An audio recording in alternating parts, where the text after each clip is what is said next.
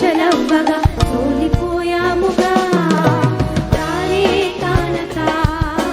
ఆగిపోయాముగా అంధకారమే అలుముకోగా అలసిపోయాముగా అనుదినమునా నీ మాటలే ఆదరించి నడిపించగా మా ఆశలన్నీ చిగురింపచేసగా ప్రతి క్షణమునా నీ సన్నిధే ధైర్యపరచి బలపరచిగా